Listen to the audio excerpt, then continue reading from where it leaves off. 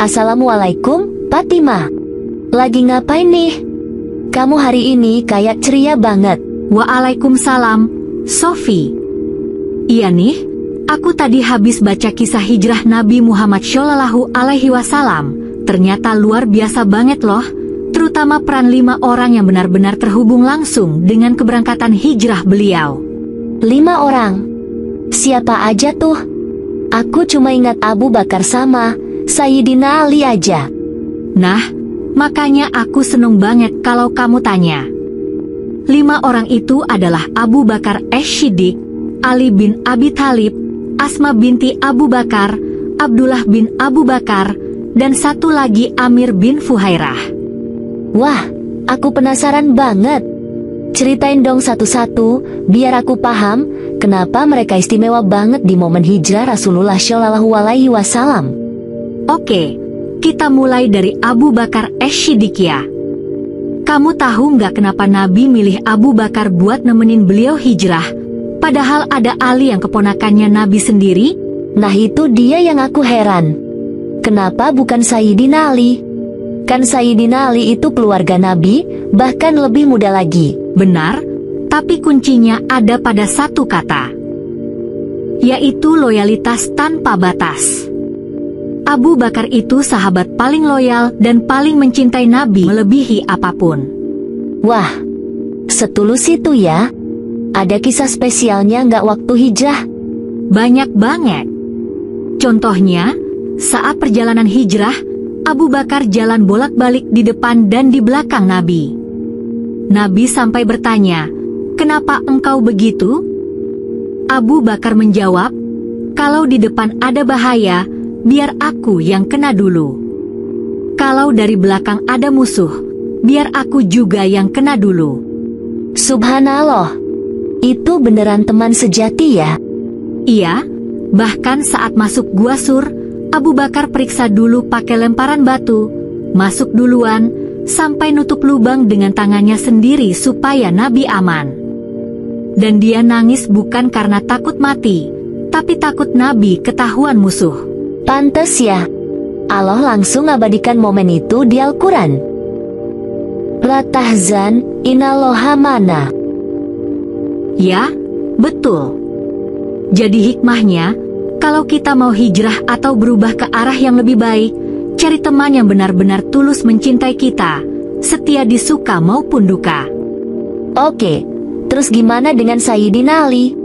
Kan Sayyidina Ali masih muda waktu itu ya? Betul, Ali saat itu masih muda banget, jenius, tampan, keponakan Nabi dan sekaligus menantunya kelak. Tapi yang bikin hebat itu ialah ketaatan totalnya pada Nabi. Ketaatan total? Maksudnya gimana?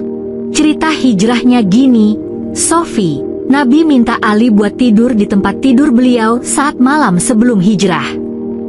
Padahal itu super berbahaya karena ada 100 pemuda Quraisy yang siap bunuh Nabi malam itu.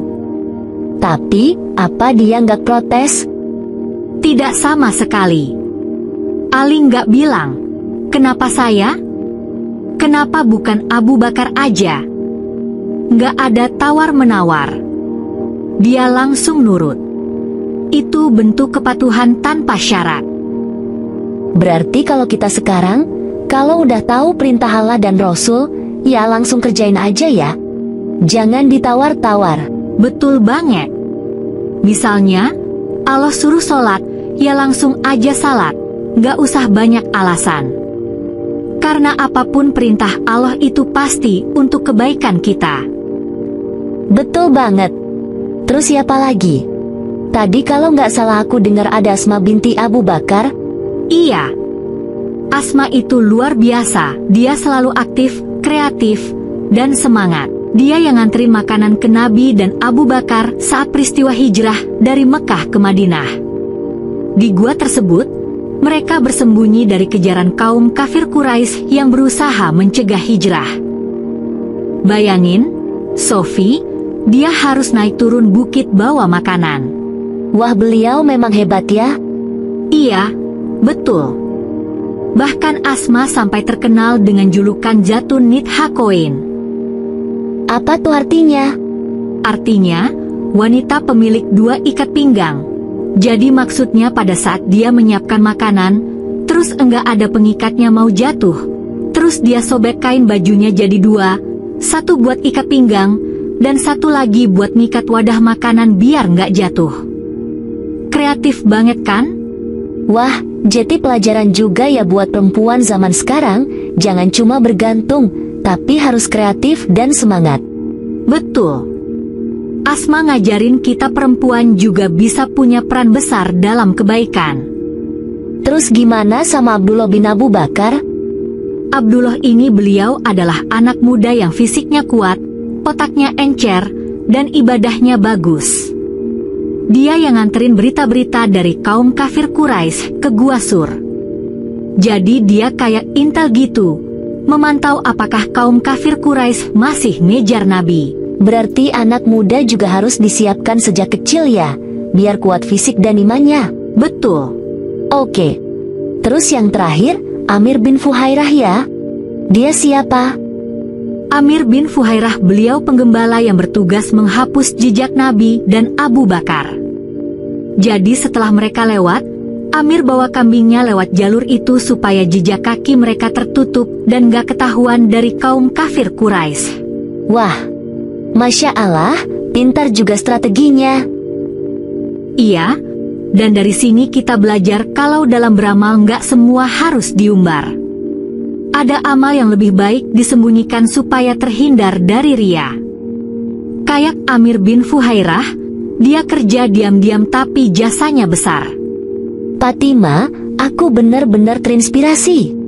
Jadi intinya apa yang bisa kita ambil dari 5 sosok ini? Banyak banget, Sofi. Tapi aku rangkum ya. Yang pertama, cari teman hijrah yang tulus dan setia. Yang kedua, taat total sepenuhnya sama Allah dan Rasul-Nya. Yang ketiga, semangat, kreatif, dan gak gampang menyerah. Yang keempat, persiapkan ilmu dan iman yang kuat. Dan yang kelima, jaga amal biar ikhlas dan gak perlu diumbar. Masya Allah, lengkap banget ya. Jadi hijrah itu gak bisa sendirian, butuh teman yang satu frekuensi dan guru yang perhatian.